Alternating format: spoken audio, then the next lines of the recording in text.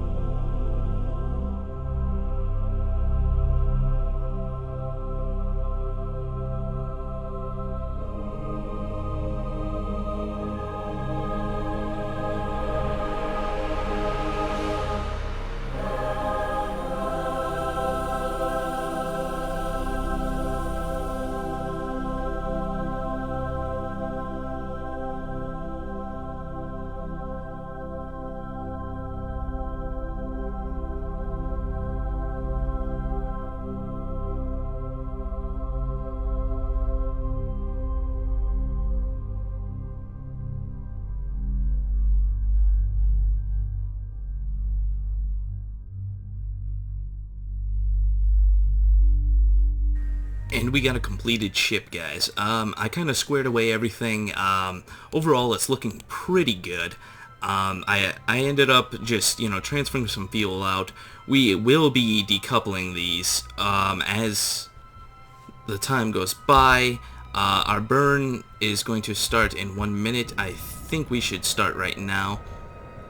There we go. And this thing is going to freaking wobble around and shake. This engine will be decoupled here right now. Just gotta get rid of it. I'm really trying, go. Yeah, I can't wait to get this thing, in orbit and everything else. It should be just absolutely amazing. I'm going to reconfigure the engines right now as we're talking and everything else. I can't wait to get this thing away from Kerbin, just in general. That will be amazing. So, alright, there we go. Our two engines are both separate. I'm going to be doing the burn with these, and I'm just doing that because I left them on there just because there was really no point in getting rid of them in the first place. This engine and this engine right here, they both probably have more than enough fuel to get us all the way away from Kerbin. Probably maybe do somewhat of a planetary burn, I don't know. But this thing is rocking around like crazy. It does have 3 SAS modules on it now, though that might have some kind of effect on it. There's one somewhere up here. I can't see it. Where the heck is it? I think it's near the yeah, there it is. Yeah, there's one there and these two. But overall, I mean, wow, this thing just came together so nicely. Oh, I should do this real quick before, I decouple the whole middle section, which would not be good at all. So this will be up here. This is what engine? All right, this is going way up here. That's for when we just completely flat out run out of fuel and land on our faces.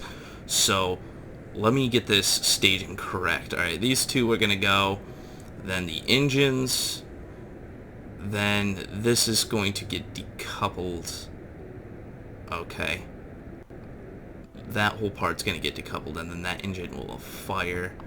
Then afterwards, all of that, and then this decoupler. I'm gonna put this decoupler in a separate stage. See, this is the one thing that really you need to know what you're doing, and if you don't, you're gonna put yourself in a really bad spot. But this thing is just a crazy thing. I did not quick save, which I think I'm going to do right now. I'm just gonna kill the engine, F5. I would rather quick save while we're in somewhat of a orbit than to just not quick save at all. That really wouldn't be good. But I see these two getting us at least somewhat there. I mean, even if we could just get a moon burn out of that, I mean, that will knock off a lot of fuel. Getting away from Kerbin is probably one of the... on interplanetary flights, I would have to say, getting away from Kerbin is probably one of the most annoying parts of it, or the most... it consumes the most fuel. Next to your... I would say getting away from Kerbin is your second most, whereas your first will be your burn to get to the planet. And then your third will be getting into orbit. So, using the moon as a slingshot does help out a little bit. It really does give you that little bit extra oomph that you need to get out of the system. So, let's see. I'll bring this down, and then if I do this right, there won't be any explosions, hopefully.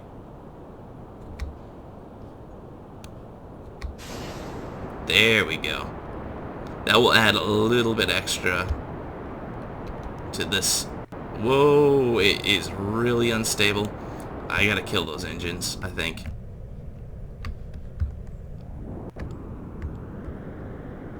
I'm gonna kill these engines, or at least try to.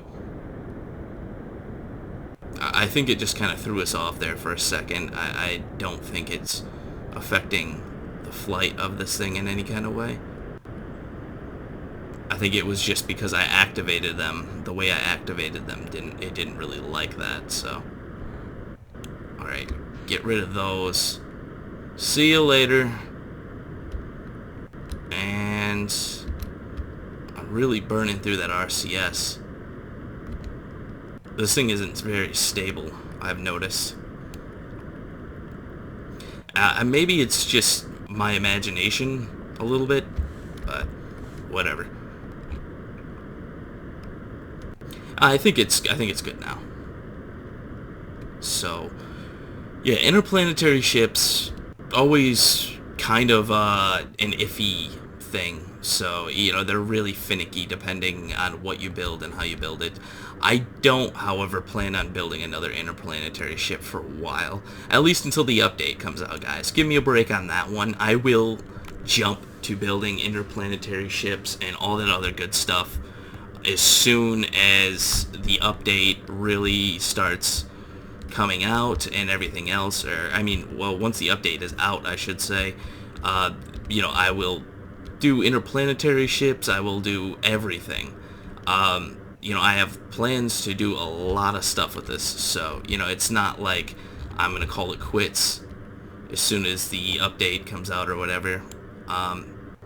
It's just kind of how... Alright, there we go.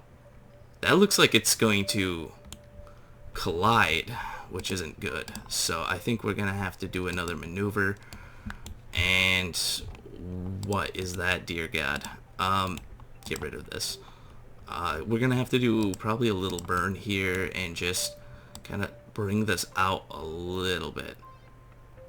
So I'm gonna do a little correction burn, and then afterwards I think I'll pick up after once we get into orbit around Eve, because yeah, the whole interplanetary, you know, the once I do the planetary burn or whatever to, you know, get us to Eve, it's gonna take a long time to do that burn, so I would rather just cut that all out. So anyways, guys, I will see you on the other side like I normally say all the time.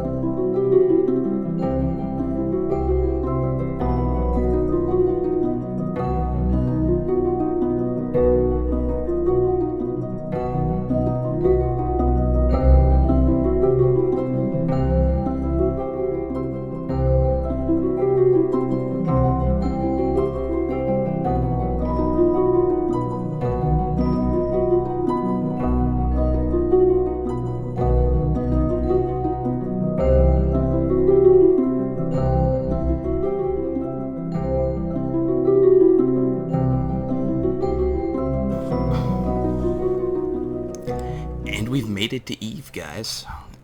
As you can see, there wasn't too many problems overall. I pretty much still have a good amount of fuel left, which I'm still kind of baffled about that.